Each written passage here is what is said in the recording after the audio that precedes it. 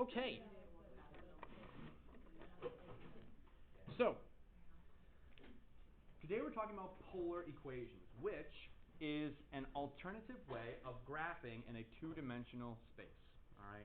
So, ever since you guys have been introduced to the idea of graphing in a two-dimensional space, you've done it through the, as far as I would imagine at least, you've done it through the lens of using two numbers to determine a point, any location in the xy plane, right? So any two numbers, you give two numbers, you can locate on a specific point in the coordinate plane, right? That first number that you normally are given in an ordered pair, that first number, the x coordinate we call it, right, tells you how to move left or right, how much you need to move left or right, right? And then the y coordinate, the second number, which we call the y-coordinate, like I said, it moves things up and down. And from those two numbers, you can identify any point in the coordinate plane, kind of like, battleship or whatever, too, right? You started here, played battleship, same idea. Well, it turns out there's other ways to kind of like cover the coordinate plane without using two numbers in that sense, moving left, right, up, and down. Okay, and so today we're going to talk about a different way to kind of populate or to locate points in the coordinate plane called the polar coordinate system. Okay.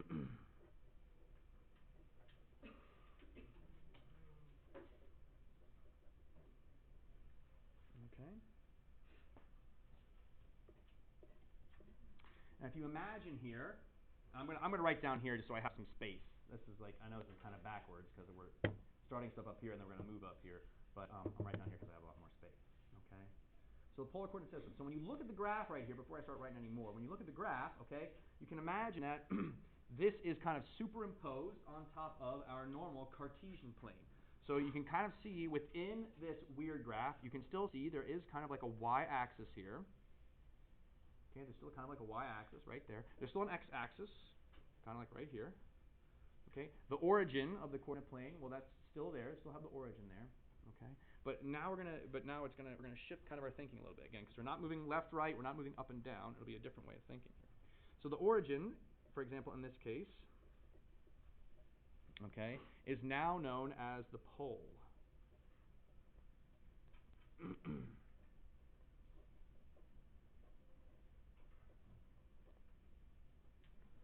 Okay, the pole. Okay, and the x-axis, okay, is now known as the polar axis.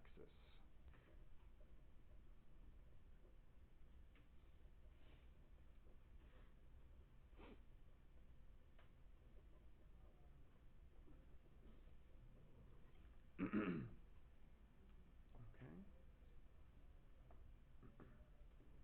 And we're going to plot points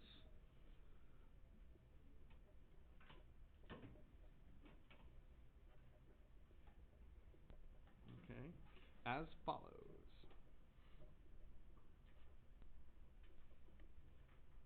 Okay. So imagine that we have we're going to start still kind of the same idea, just like we do with the origin, right? We start at the origin, we move left or right from that, up or down from that based on the coordinates, right? Same idea here. We're going to start at the pole.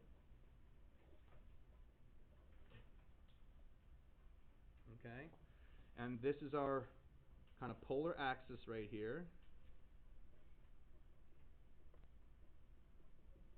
Okay, so that's not part of our graph. Okay. Now we're going to determine locations of a point not by going left or right, up or down from the pole. Instead, we're going to open up a certain angle from the polar axis. We'll call that angle theta. And then we'll go a certain distance r from the pole at that same angle, and that's going to be called r. And so we'll have the coordinate then r comma theta. Okay? So instead of moving left or right, up and down, we're going to have r be a certain distance away from the pole that we move, and then theta will be a certain angle that we open from that polar axis. So we still need two numbers to identify a place, a location in two-dimensional space, which kind of makes sense. If it's two dimensions, you kind of would need two numbers to do it, right? To locate a single point. But there it is. That's how we're going to be using this. And just from making that shift from XY, left, right, up, and down, to now angle and distance from the pole, we can create more we'll create more different kind of graphs and things, much unique, very unique, and stuff like that. And we'll see more of that tomorrow. I don't think we're going to hit too many graphs today. No, yeah. So we'll just keep it pretty simple today. We're just going to stick with plotting points today, okay? And then tomorrow we'll look at actually graphing equations and see some very interesting. Well, again, interesting because they're just so different, okay? And all that results from is from just this slight shift in thinking, okay? This polar coordinate system. So any questions so far? Okay. So can anyone see an application where we would use this in real life? Where do we have a pole in real life? The Earth, the North Pole. Borrow the what? The pen? Mm-hmm. Okay. So yes. So if you can imagine here, all right, if we go up to our graph here, if you imagine, for example, like this is the North Pole, all right, and what meets at the North Pole there? Well, those are lines of the longitude, right? Lines of longitude. And then the latitude kind of like radiates outwards from the top of the Earth, right? And those are distances away from the pole there, okay? Actually, it's distances from the equator, but it's a similar kind of sense, at least anyway. So this polar coordinate system actually has application to finding locations on the Earth. We do this. It's very similar, related to longitude and latitude, and that idea. Okay, so similar kind of idea here. Okay, all right. So let's plot some points. So plotting points, and we'll do that up here. All right, and again, from this designation, some interesting results. Some unique results occur here. So, and we'll see those kind of happen as we go. All right. So let's just try plotting some points. You'll notice here that we've already got some angles labeled for us, but there are some other angles that are not labeled. So, for example, we've got like the pi over 6 labeled. We've got pi over 4. We've got pi over 3. I think this is actually counting by. Gosh, I don't know. 1, 2, 3, 4, 5, 6, 7, 6. That's my right. 1, 2, 3, 4, 5. 6, and that's pi over 4. 1, 2, 3, 4, 5, 6, 7, 8, 9, 10, 11. Okay, yeah. So they're like, these are like pi over 24ths. Okay, these are like pi 24. So each one of these is like pi 24. So 1, 2, 3, 4 pi over 24 simplifies to pi over 6. So each one of these is like a pi over 24. I'll put like a little one right there. Okay, like that. That's really counting by each angle there is pi over 24. But it gets a little bit much here. You can see that they don't bring all the angles in because it would get too crowded down in here with like putting them all in the center. So we only bring a few into the center there. But really all these angles should go into the center of the pole there. Anyway, let's plot some points. So let's plot the point 2, comma, pi over 3. Okay. Let's plot the point 2, comma, pi over 3. All right. Whoops, I'm off the screen. There we go. So my recommendation when it comes to plotting points is to locate theta, then plot using r. Okay, so we're going to locate our theta, locate our angle first, then plot using r, which is a little bit backwards, right? Normally we plot points, it's the first number, we look at the x's first, then we do the y. Okay, but we're kind of doing it backwards. We're going to locate the theta first, then locate r. So it's r theta, r theta, r theta. So locate the theta. So there's pi over 3. So from our polar axis here, okay, we're going to go out pi over 3. So here's pi over 3. So we're somewhere along this line from the pole. We're going to go 2 units out. Sorry, 2 units out. So from the pole towards the pi over 3, we're going to go out 1, 2, and so there's where the point 2, comma pi over 3 is located. Okay. I'll go ahead and label it right there. There's 2, comma pi over 3. Okay. And again, I'm counting that as 1, that's 2, 3, 4, 5, 6, 7, 8. So these concentric rings are the different distances from that pole there. So we go out 2 of those concentric rings. Get the distance of 2. Okay, let's try another one. Let's try 3 comma negative pi over 6. Okay. Now, for the first one, when we did pi over 3, we started our polar axis, and I went pi over 3 in the counterclockwise direction. So then for negative pi over 6, from our polar axis, which way should we go? Clockwise, yeah. And so where are we going to end up here on this graph? 11 pi over 6, in the same position as 11 pi 6, exactly right. So we're looking at, again, here's 11 pi 6, so it's like this line right here. You can kind of follow it into the pole there. And we want to go out 3 from the pole. So again, go out 3 rings, 3 of those concentric rings. So 1, 2, 3. There is 3 comma negative pi over 6. Okay, just right there. Okay, question? Is R always going to be positive? Good question. We'll get to that.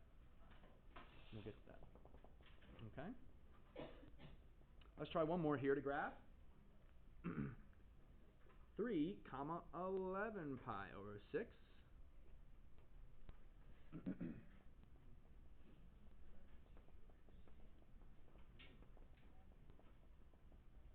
Okay.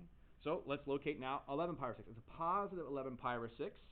So we're going to start from our polar axis here. We're going to open up around counterclockwise to 11 pi over 6. So there's 11 pi over 6. From the pole, we're going to go out 3 of those concentric rings. So 1, 2, 3, and whoop! It's the same point.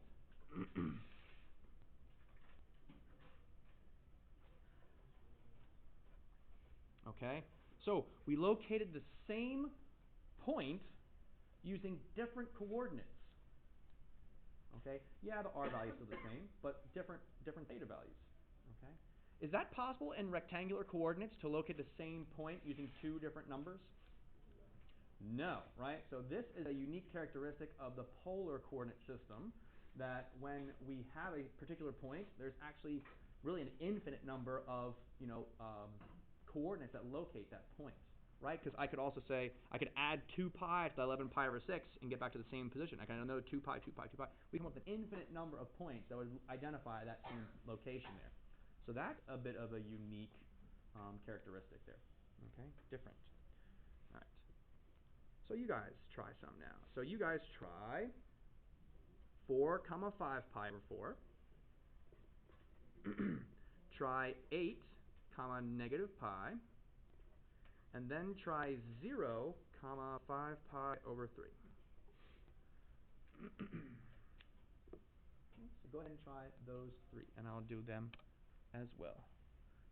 Oh, I don't have my... What's that? Oh, that's okay. Actually, I am. Actually, let me see if I have red. It's actually red felt tip on it. What's that?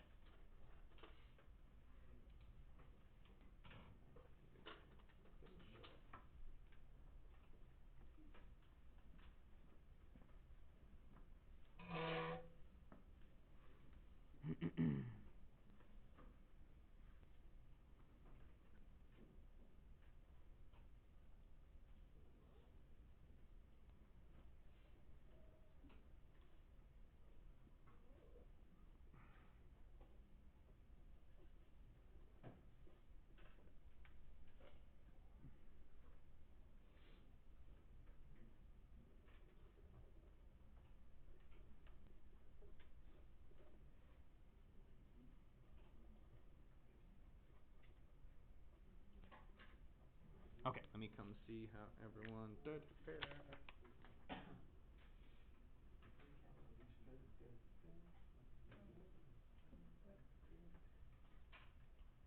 What's that? So careful, it's negative pi. There. Yeah, the first one.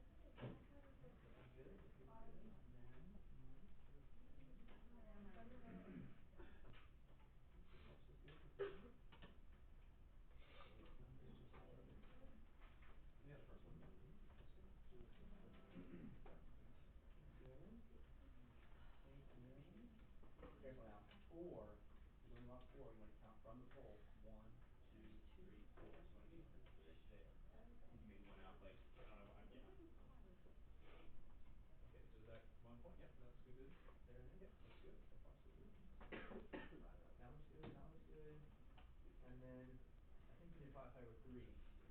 The point was 5 pi over 4 for the, it was 4 or 5 pi over 4.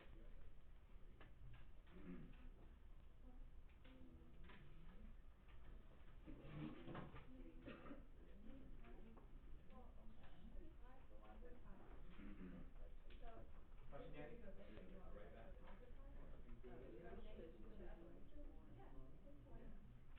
Looking good.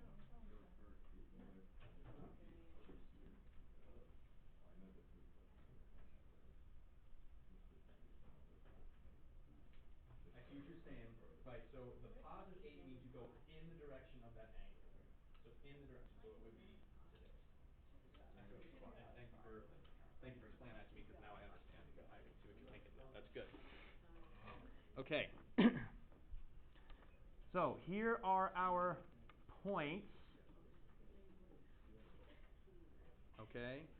So negative pi is, again, you can go clockwise, but really clockwise or counterclockwise pi is going to be the same location right here. And then you're going to go 8 in that direction. So 8 in that direction, because it's positive 8 there. Okay. And then for the 5 pi over 4, we locate 5 pi over 4 there, and we're going to go 4 in this direction. A little bit tricky to do because of, there's our pole. There's one of our first ring, second ring, third ring, fourth ring. So we're going to 4R out, or R value of 4 out there. And it just, again, the line doesn't go the whole way in, because if they drew all the lines in there, it would be too messy in here, too kind of concentrated. And then finally here, oh wait, no, there's the last one right there, okay? At the pole. Doesn't matter what angle you have, if your R value is 0, it doesn't really matter what angle you have, it's always going to be there at the pole, okay? Always will be there at the pole. Okay, questions on any of that? All right, so let's get to Andrew's question, and also this will help clarify something you were talking about there too, Danny, okay? What do we do with a negative R value? For example, negative 2, comma, pi over 4. How do we handle that? Well, we're still going to locate theta first. We're going to locate our angle first, just like we had in the past. So there's pi over 4, right? There's pi over 4 right there. So it's all along this line right here. Okay. In the past, if we had a positive 2, so if it was positive 2 pi over 4, we would go 2 out towards that pi over 4, right? 2 from the pole out towards the pi over 4. So since it's negative 2, we're going to go in the opposite direction. So instead of going towards the pi over 4, we're going to go exactly in the opposite direction, which would be in what direction? Towards what angle? 5 pi over 4. Okay? So instead of going towards the pi over 4, it's negative 2 for the R value, so we're going to go opposite that, directly opposite that. So 1, 2, there is the location of negative 2, comma, pi over 4. Okay? So that's why we start with that angle first. We start with our angle first. We find the angle, and if it's a positive R value, we move towards that angle. If it's a negative R value, we move in the exact opposite direction of that angle. Okay, in the exact opposite direction. So now that's even more different, right? Because now if you look, we also know the name of this point would be positive 2, comma 5 pi over 4, right? If we went positive 2 in the 5 pi over 4 direction, that would also locate that point. So not only is our R value completely different, but so would our theta value be as well. Okay. Let's try another one here, just to make sure we're good with it, and then we'll talk about converting between rectangular and polar in just a second. So let's try another one. Negative 4, comma, 3 pi over 2. So again, that 3 pi over 2, we're going to locate that. We're going to go counterclockwise, because it's positive 3 pi over 2. So positive 3 pi over 2 gets us to right here. But instead of going forward towards that 3 pi over 2, since it's negative 4, we're going to go opposite. So 1, 2, 3, 4. There's the coordinate for negative 4, comma, 3 pi over 2. All right.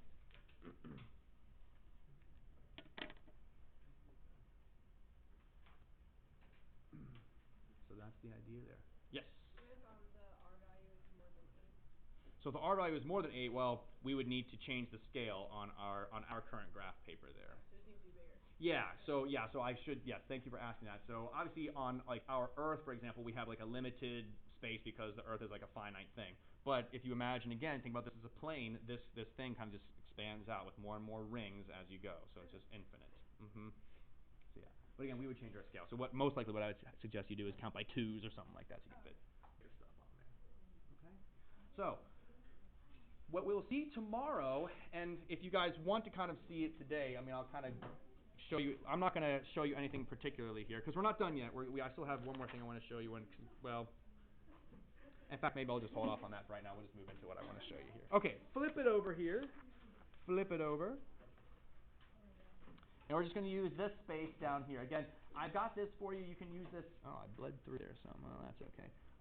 Anyway, I left this for you here if you want to use that. Maybe tomorrow we can use that for some of the graphs we're going to be doing, what have you. So anyway.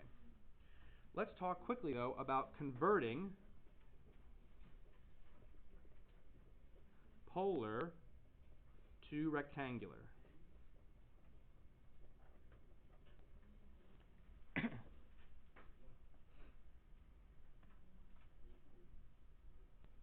Okay. I guess this kind of would work both ways, actually. We can kind of like do it both ways using just one kind of method here. Okay, so let me redraw our starting kind of idea about how we graph a polar point.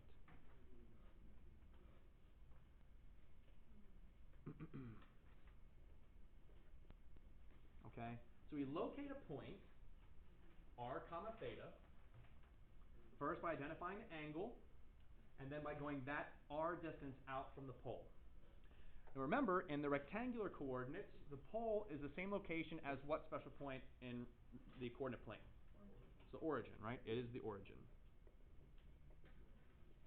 And so in order for us to convert from the polar coordinate r theta to the origin, we need to figure out how far left or right we need to go, how far up or down we want to go. And so from the pole, from the origin here, we want to go out a certain distance, x, right?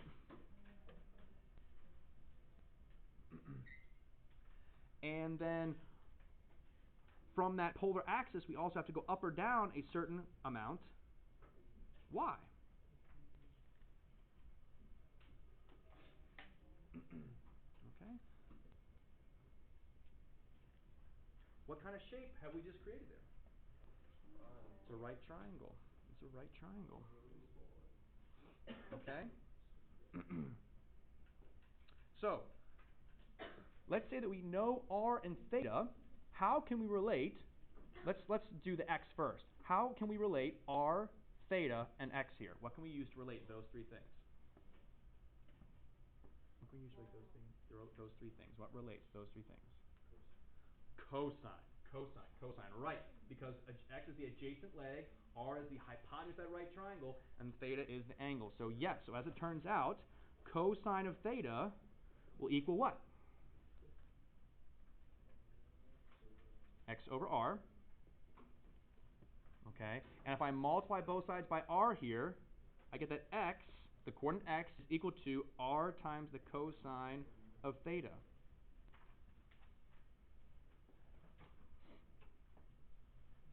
Which calls back the idea of when we were doing the unit circle. What was the radius on the unit circle? 1. So r is 1. And isn't x equal to the cosine of the angle theta on the unit circle? So that relates back to that, right? I mean, this is polar as well. Okay, true for polar as well. How can we relate r, theta, and y here? What can we use to relate those things? Sine.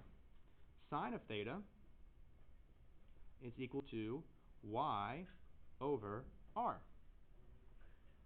Or, if I multiply both sides by r here, we get y equals r times the sine of theta. Again, going back to our unit circle, where the radius was 1, we said that what we discovered, right, that y was the same thing as the sine of theta at that particular point on the unit circle. Okay. So if you didn't know it, we were actually kind of talking a little bit about polar coordinates there. Okay. But R was always 1. We were kind of doing it in a very basic sense, identifying some points on using polar, or polar graphing, I guess. Okay. So there it is. So let's just do an example of this. So let's say we want to convert two rectangular coordinates.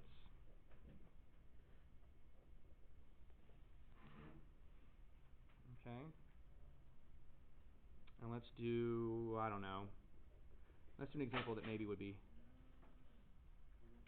it was me. This is some papers.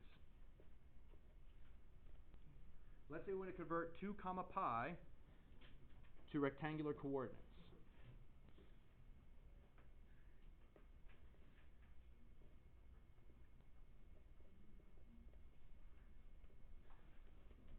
Okay. Well, how can we do that? Well, we know x is r cosine theta. So the x coordinate will be equal to 2, the radius, the r value, times the cosine of pi. Similarly, the y value is r times the sine of theta. So 2 times the sine of pi. What's cosine of pi? -1 times 2 gives us -2. So our coordinates there are -2. And what's the sine of pi? 0. So y is 0, x is -2. Which should make sense, right? 2 pi, if we open up pi units, we're on this part, okay, this angle, and we're going to go out 2 circles. So 1, 2, there's where our point would be located. But isn't that also the same location as the point -2 comma 0, right? It's 2 to the left of the origin, not up or down at all, anything. So it's -2, 0. Same point, right? So we found the same point. All right? So you guys try. Convert here -1 comma 5 pi over 4. Okay, I'll give you a nice unit circle angle there to help you. So you convert -1 comma 5 pi over 4. Okay.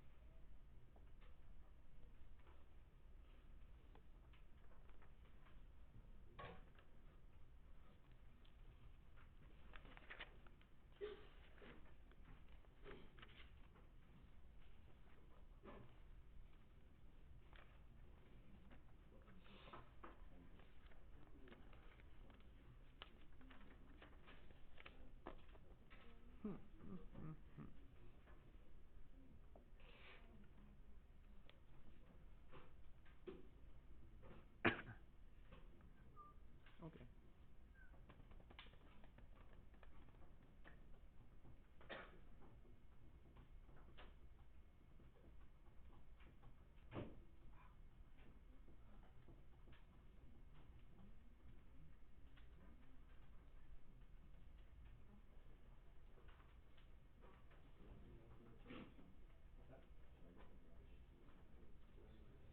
Like, is that a possible answer? Yeah, no, that's okay. You would use the polar version, I would say, and not That's the... untitled chapter, right? I'm gonna blend here.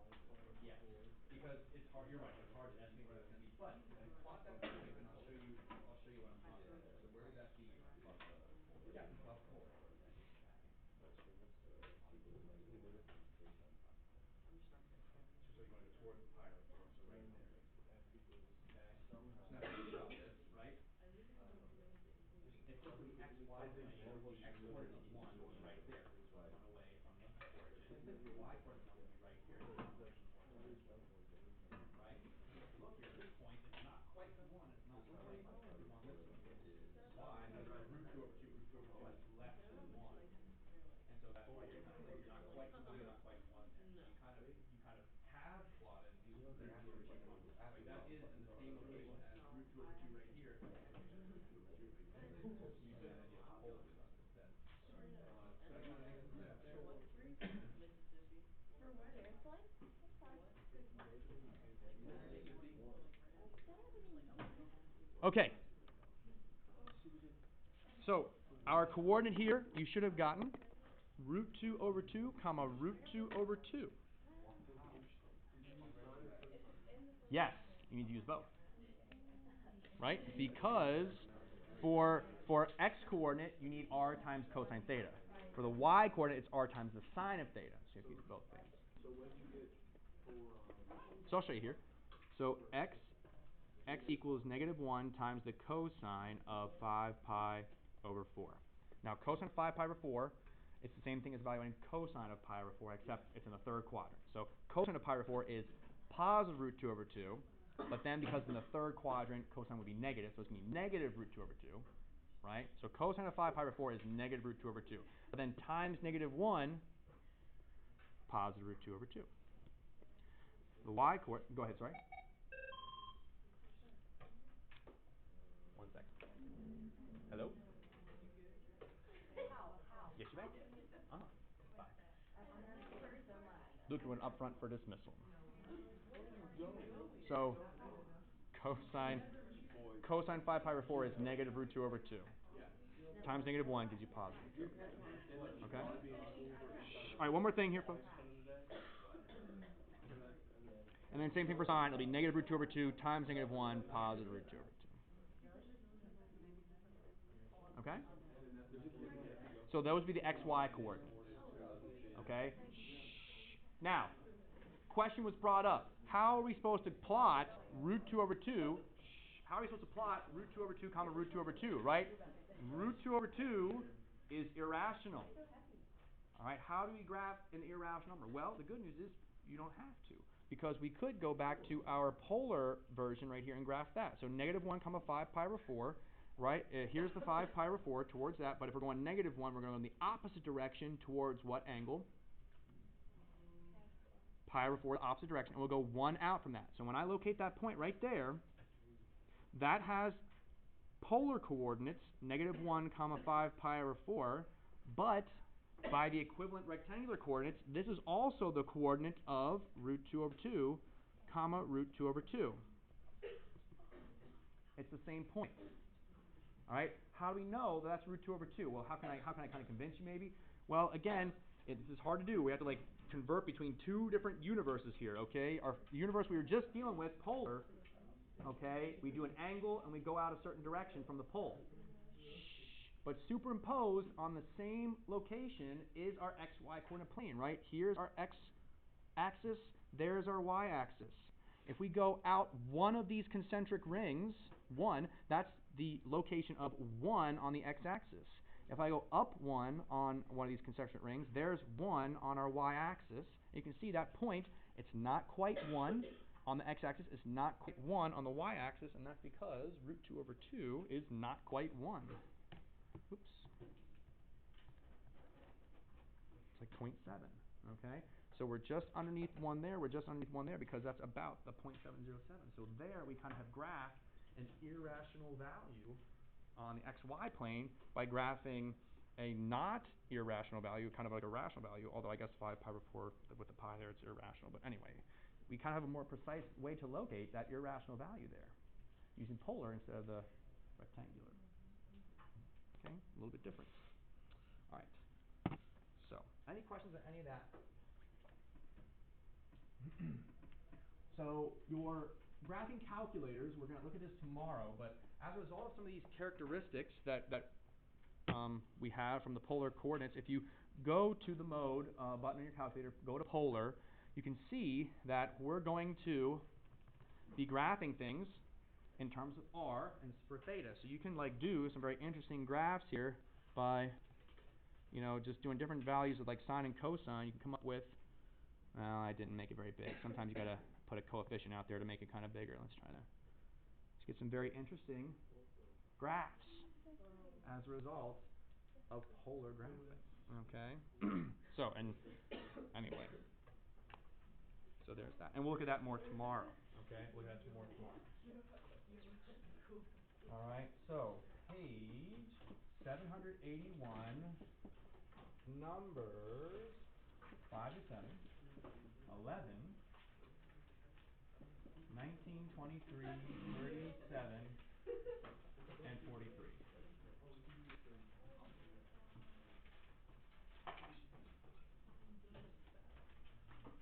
Okay?